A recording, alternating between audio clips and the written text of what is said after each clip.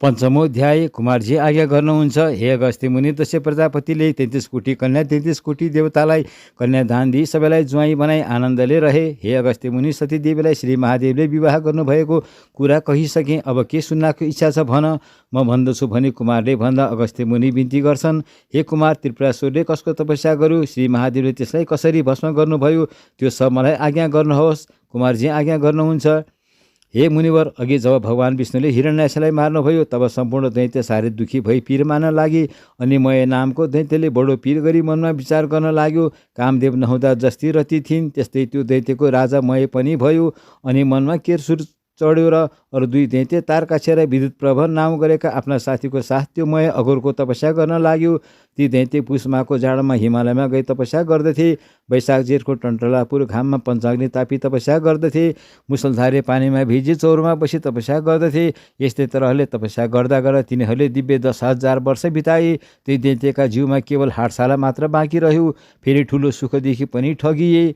तैपनि तिनीहरू सूर्य समान तेजस्वी देखिन लागेर तिनका तपस्यादेखि ब्रह्माजी प्रत्यक्ष भएर भन्न लाग्नुभयो, हे दैत्य हो, तिमीहरू दैत्यमा श्रेष्ठ छौ। तिमीहरूको तपस्यादेखि म बहुतै खुसी भएँ। तब तिमीहरूको मनमा जे इच्छा छ त्यो वर माग, म दिन्छु। यस्तो सुनेर तिनीहरूले ब्रह्माजीलाई साष्टाङ्ग दण्डवत गरी खाली घुँडाले मात्र भुइँमा टेकी हात जोडी बिन्ती गरे, हे ब्रह्माजी, हजुर हामीदेखि प्रसन्न हुनुहुन्छ भने हामीलाई अवध्यत्व अर्थात् कसैले मार्न नसक्ने वरदान दिनुहोस्।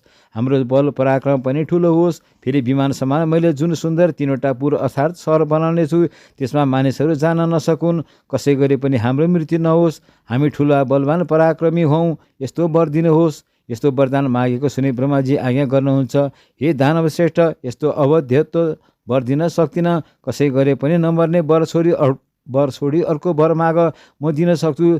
त्यसमा फरक नमान। यसरी ब्रह्माजीबाट आज्ञा भएको सुनि मय दैत्य फेरि भन्छन्, हे प्रभु, अघि मैले बिन्ती गरे जति कुरा सब होस्। मृत्युको हकलाई ती मैले बनाएका तीनवटै पुर एकै ठाउँमा रहने छैनन्। जब 10,000 वर्ष पुरा होला तब ती 3 पुर आधा निमेष भर मात्र एकै ठाउँमा जोडिनु। त्यसै आधा निमेषभित्रमा एक बाणले ती 3 पुरलाई जसले नाश गर्न सक्ला त्यही वीर हामीलाई मार्नमा समर्थ होस्। त्यसमयको यस्तो वचन सुनि तथास्तु भनी ब्रह्माजी सत्यलोक जानुभयो। त्यसमय दानवले पनि जगतको नाश गर्नका निमित्त आदि कल्पमा 3 पुर रच्यो। ती 3 पुरमा पहिला पुर चाहिँ फलामको, दोस्रो चाँदीको, तेस्रो सुनको बनायो। 3 पुर टहटह जुन लाग्नाले अति शीतल थिए। ठाउँ ठाउँमा रङबिरङका आँखी झ्यालहरू बनेका घरका अटालीहरू पनि अग्ला अग्ला आँगनहरूमा पनि कुँदिएका राम्रा सलक्क परेका ढुङ्गा छापिएका। ठाउँ ठाउँमा सुवर्णले मडेका सुन्दर पुरद्वारहरू पनि तयार गरिएका। मोती पन्ना मणिहरू ठाउँ ठाउँमा जडिएका। बिजुलीको झलक जस्ता रत्नहरू चारैतिर फैलिएका। हिरा मोती मुगाहरू जडेका। शिरशिर हावा चल्नाले फरफराएका पताकाहरूले झकिझकाउ घरका लहरहरू पनि रत्नहरूको जडीजडाउले झिलमिलिएका। सडकहरू पनि सिँगारी अति राम्रा तयार गरिएका। घरहरूमा थरी थरीका पताका र ध्वजाहरूले सजाइएका। ती 3 विमान रूप पुर बनायो। लाखौं अनमोल रत्नहरू जडेका हजारौं बगैँचा बनाई लहलाउँदा सबै बिरुवाहरूमा सबै ऋतुका फल र फुलहरू डटरम्म भएका उत्पन्न गरायो। तलाउ पनि हजारौं थरीका कमलहरूका फुलले भरिएको गरायो। यसरी ती त्रिपुरका दैत्यहरूको झकिझकाउ भएका घर तयार भए। फेरि नाना तरहका मयूर आदि सुन्दर पंक्षी गणहरूले शोभित भएका पुरुषहरूका नखछेद अर्थात् गोल स्तनमा खुर्पे चाँदको जस्तो नङको घाउ लागेको बारुणी अर्थात् मदिराले लाल आँखा भइरहेका लादमानी मुसुक्क हाँस्दा फुल वर्षाउने यस्ता सुन्दरी स्त्रीहरूले व्याप्त भएको त्यो त्रिपुर सहर अति मनोहर देखिन लाग्यो। यस्तो 3 पुरमा जो फलामको पुर मैले बनाएको थियो त्यो तारक नामको दैत्यलाई दियो। दैत्यालय तच्चु सुबे तथैव प्रवृत्त केकम विहर गैर महर दिवी तत्पुन्न खाभिन्न पयो धराभि राकण रक्तान्त विलोचनाभि सब्रीड मिश्च पले क्षणाभि यो शीर्ष भिराकीर्ण मतिव रेजे लौहम पुरम यतु महेश्चकार ततार काख्याए ददो महेश्च। फेरि अर्को जो चाँदीको पुर थियो त्यो विद्युत प्रभ नामको दैत्यलाई दियो, जो सुवर्णले बनेको अति उत्तम पुर थियो। त्यो राजा मयले आफैलाई राख्यो। अनि त्यो त्रिपुर दैत्यपतिका मन्त्रीहरूले शोभायमान भयो। त्यो दैत्यराज पनि आफ्ना सबै शत्रुहरूका सेनालाई जिती ब्राह्मण वर्ग र भृत्य वर्गले सहित स्त्रीहरूका साथ रहँदा नाना तरहका सुख पाउन लाग्यो। दैत्यहरूले तिनै लोकको आनन्द लुटेर खुब गम्काउँदै सम्पूर्ण देवताहरूलाई जितिलियौँ भनी उनीहरूलाई मार्न लागे। उनका बगैँचाका वृक्ष बिरुवाहरू जरै समेत उखेल्न लगाई लिआए। यस्ता तरहले देवताहरूलाई दुःख दिँदा दिँदा धेरै काल बित्यो। तब तिनीहरूसँग इन्द्रादि देवताहरू खुब रिसाएर ब्रह्माजी कहाँ गई ती दैत्यहरूको सम्पूर्ण उपद्रवको विस्तार गरे। तब ब्रह्माजीले सबै देवताहरूलाई शान्त गराई आज्ञा गर्नुभयो, हे देवता हो, त्रिपुरासुर दैत्यहरू बडा बलवान छन्, तिमीहरू तिनको नाश गर्न सक्दैनौ। तस्मात् नारायण आदि सबै देवता महादेवका शरणमा जाउँ। उनै महादेव हाम्रा गति छन्। उनै महादेवले हामीहरूका शत्रु दैत्यहरूको नाश गर्नेछन्। यस्तो ब्रह्माजीको आज्ञा सुने हवस् भने सूर्य, इन्द्र, वायु, अग्नि आदि सबले ब्रह्माजी साथ लिई कैलाश गएर महादेवको दर्शन गरी अनेक तरहसँग स्तुति गर्न लागे। हे त्रिलोकेश, हे पिनाक धारिन, हे चन्द्रमौले, हे अमित पराक्रमिन, तपाईँलाई कोटि कोटि नमस्कार छ। चन्द्रमाको प्रकाशले प्रकाशमान भएका उत्तम चटाधारी चन्द्रशेखर, हे त्रिलोक देव, हे पिनाक पाणे, तपाईँलाई कोटि कोटि नमस्कार छ। अति तिखो धार भएको बन्चरो लिने, त्रिशूल लिने, नन्दीलाई वरदान दिने, जगतलाई शरण दिने, देवताका पनि देवता, यस्ता तपाईँलाई कोटि कोटि नमस्कार छ। सधैँ प्रसन्न भई वरदान दिने, पर्वतका मालिक, हिमालयमा बस्ने, है कैलाशवासिन, तपाईँलाई कोटि कोटि नमस्कार छ। विरक्तहरूले ध्यान गरिएका, सधैँ धर्ममा रहेका, दिशा कुनै वस्त्र लगाउने, भक्तलाई वर दिने, जगतका सम्पत्तिलाई तुच्छ मान्ने, जगतका धाता विधाता, यस्ता तपाईँलाई कोटि कोटि नमस्कार छ। परभन्दा पनि झन पर परमात्मा परमेश्वर, तपाईँलाई कोटि कोटि नमस्कार छ। चन्द्र, सूर्य, इन्द्र, अग्नि, ब्रह्मादि देवताको पनि पालन र सृष्टि गर्ने, यस्ता तपाईँलाई कोटि कोटि नमस्कार छ। चन्द्र, सूर्य, वायु, अग्नि, जल, आकाश यिनको रचना गर्ने, यस्ता तपाईँलाई कोटि कोटि नमस्कार छ। दक्षको यज्ञ विध्वंस गर्ने, पुषाको दाँत भाँचिदिने, कामदेवलाई भस्म गर्ने, यस्ता तपाईँलाई कोटि कोटि नमस्कार छ। हे पुरुषोत्तम, हे सौम्य पुष्पन, हे महादेव, सब जगतको सृष्टि संहार गर्ने, यस्ता तपाईँलाई कोटि कोटि नमस्कार छ। यज्ञ उत्पन्न गर्ने, सुर असुरहरूलाई पनि उत्पन्न गर्ने, हे नीलकण्ठ, हे शिखण्डी, तपाईँलाई कोटि कोटि नमस्कार छ। सधैँ श्मशानमा बास बस्ने, सधैँ दैत्यको नाश गर्ने, मोह छुटाउने, अज्ञानको ध्वंस गर्ने, यस्ता तपाईँलाई कोटि कोटि नमस्कार छ। सधैँ मोक्षरूप वरदान दिने, सधैँ अमृत स्वरूप पर्वत पुत्री पार्वतीका भर्ता, कुमारका पिता, यस्ता तपाईँलाई कोटि कोटि नमस्कार छ। हे विश्वेश्वर, हे चण्डीश्वर, हे योगेश्वर, हे सर्व, हे रुद्र, हे भीम, हे शम्भो, हे ईश्वर, हामीसँग प्रसन्न हुनुहोस्, हजुरलाई कोटि कोटि नमस्कार छ भनी यसरी देवताहरूले स्तुति गरेको सुनि प्रसन्न भई तिनको इच्छा जाने श्री महादेवले आज्ञा गर्नुभयो, हे देवता हो, जो वर माग्छौ माग, मबाट नपाइएला भन्ने केही छैन, म सब कुरा दिन्छु, लोकमा मैले नदिने कुरा केही छैन। यस्तो आज्ञा भएपछि सम्पूर्ण देवताहरू बिन्ती गर्दछन्, हे प्रभु, ब्रह्माजीको वरदानले उम्लेका मय आदि दैत्यहरूले हाम्रो उर्वशी आदि अप्सराहरू बल जफत लुटे, सबै बगैँचाका उत्तम उत्तम बिरुवाहरू पनि लुटी बगैँचा लथालिङ्ग भताभुङ्ग पारे। सब देवतालाई दल भन्दै हामीहरूलाई दुःख दिन्छन्। हे भगवान, ती दैत्यलाई मार्न ब्रह्माको पनि ताकत छैन, विष्णुको पनि खुबी छैन। हे करुणामय, अब कसो गर्ने? जसरी देवताहरूको जय हुन्छ त्यो वरदान बक्सनुहोस् भनी यसरी स्तुति गरेपछि श्री महादेवले प्रसन्न भई देवताहरूलाई भन्नुभयो, हे देवता हो, तपाईँहरूले मेरो 11 अंश धारण गरी रुद्र तेजोमय रूप भई दानवहरूलाई नष्ट गर्नुहोस्। यति महादेवको आज्ञा भएपछि देवताहरू फेरि बिन्ती गर्छन्, हे भगवान, हामी हजुरका तेजको सहस्रांशको 1 अंश अर्थात् 1000 भागको 1 भाग पनि धारण गर्न सक्दैनौँ। महेश्वर तेज धारण गर्नु त के कुरा, हेर्नलाई पनि हाम्रो सामर्थ्य छैन। हे भगवान, हाम्रा उप प्रसन्न हुनुहोस्, हामीले केही गरे पनि दैत्यलाई जित्न सकेनौँ। हे भगवान, आफैले त्रिपुरासुरलाई मार्नुहोस्। तिनलाई ब्रह्माजीबाट वरदान मिलेको छ कि दिव्य 10,000 वर्ष बितेपछि मात्र तीन पुरको आधा निमेषसम्म भेट हुनेछ।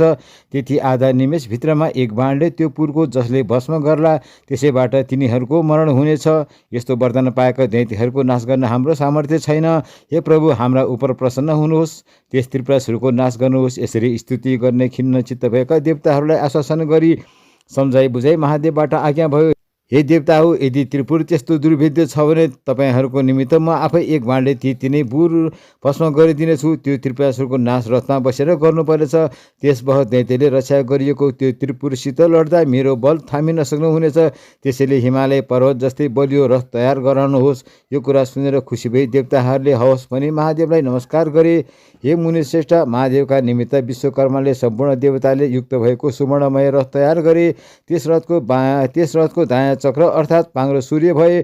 बायाँतर्फको चक्र चन्द्रमा भए, दायाँ चक्रमा द्वादश सूर्यभूषण गहना बनाइए, बायाँ चक्रमा 16 सकला 27 नक्षत्र भूषण गराइए, 6 ऋतु पनि रथको दायाँ बायाँतिर राखिए। त्यो रथको गजुर आकाश बनाइयो, पाङ्रो अड्याउने दण्ड मन्दिराचल पर्वतको बनाइयो, अस्ताचल र उदयाचल यी दुई पर्वतका पाङ्रा चुकुलो बनाइए। उत्तर र दक्षिण अयन सम्वत्सर रथको बेग भए। 4 समुद्र रथका 4 कुण्डलीका भए, गङ्गादी सबै तीर्थहरू रङ्ग बिरङ्गा गहना कपडाले ठाटिएर स्त्रीहरू भई हतारमा चमर्ली त्यस रथमा रहे। लगाम पक्री रथ हाँक्ने सारथी ब्रह्मा भए, ब्रह्मस्वरूप ओमकारको कोर्रा बनाए, विन्ध्य पर्वतको छाता बनाए, चित्रकुटाचल उसको पार्श्वदण्ड बनायो, सुमेरु पर्वतको धनु बनाए, शेषनाग धनुको ताँदो भए, सरस्वती देवी घण्टा भइन्, साक्षात नारायण भगवान विष्णु अग्नि बाणको टुप्पो भए। 4 वेद रथका 4 घोडा भए, तारागणहरू घोडाका गहना भए। यसरी धनुबाण सहित भएको रथ तयार भएपछि भगवान शङ्कर पृथ्वी र आकाशलाई कम्पाउँदै त्यसमा चढ्नुभयो।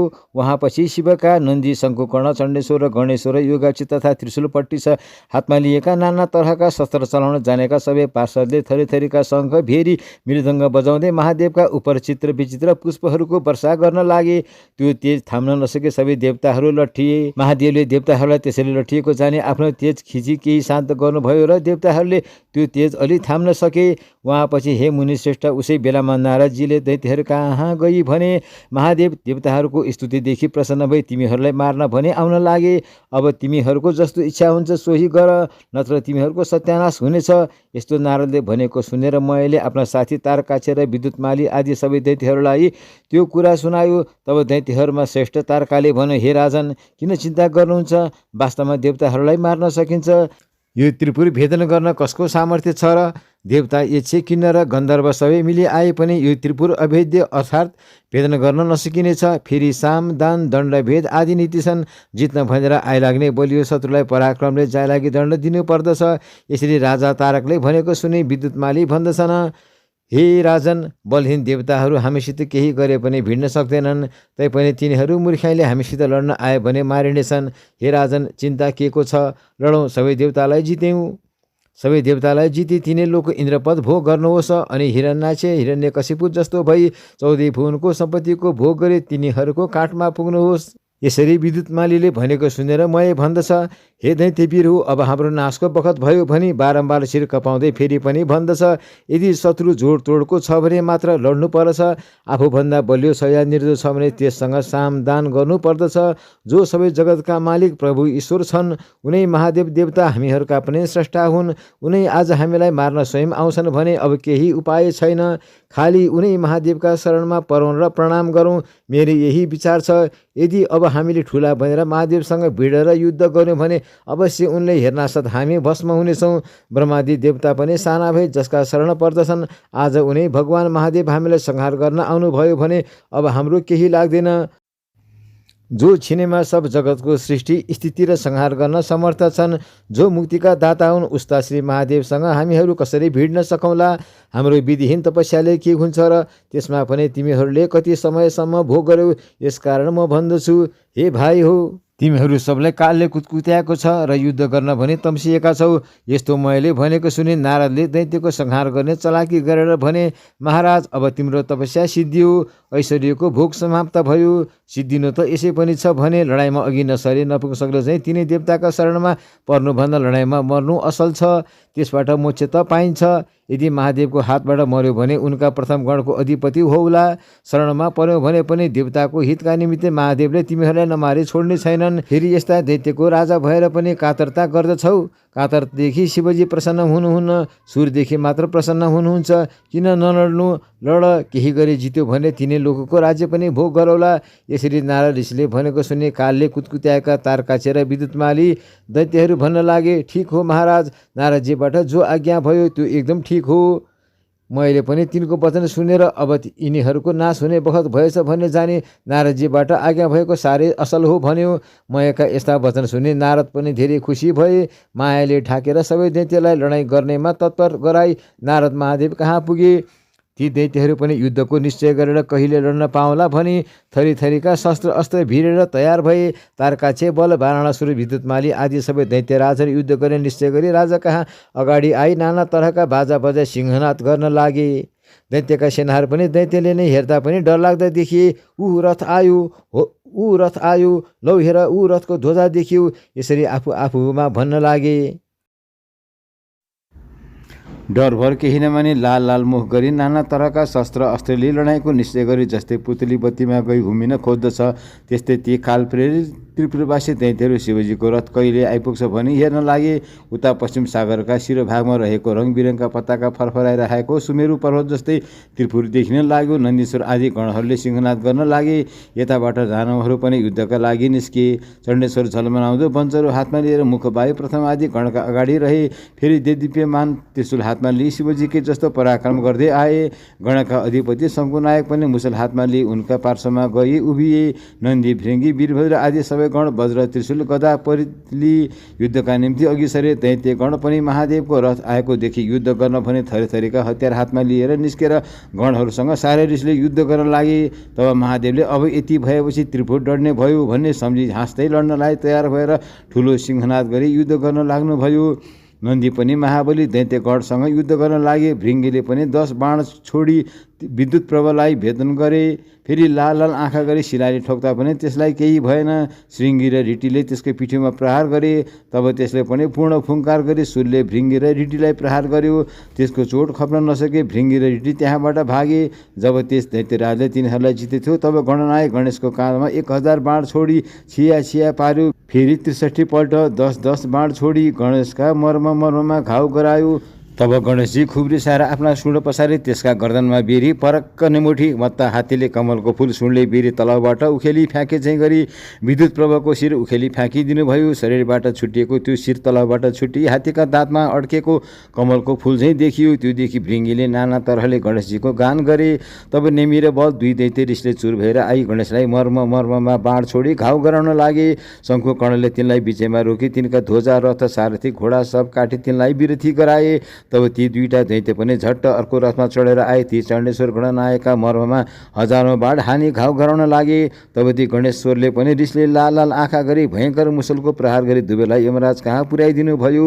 अनि पछि त्रिपुरवासी जो ठुला दैत्यहरू थिए ती सबै रिसाउँदै बराबर लुणाका लुणा निस्केर नाना तरहको बाण वज्र त्रिशूल वञ्चरो लिएर महादेवका गणमाथि झम्टी घनघोर युद्ध गर्न लागे। शिवगण पनि शिवको आज्ञा पाएर जस्तै उन्मत्त सिंहले मृगहरूलाई भड्काउँछ त्यस्तै गरी दैत्यका सैन्यलाई भड्काई बारम्बार छिन्न भिन्न गरी मार्न लागे।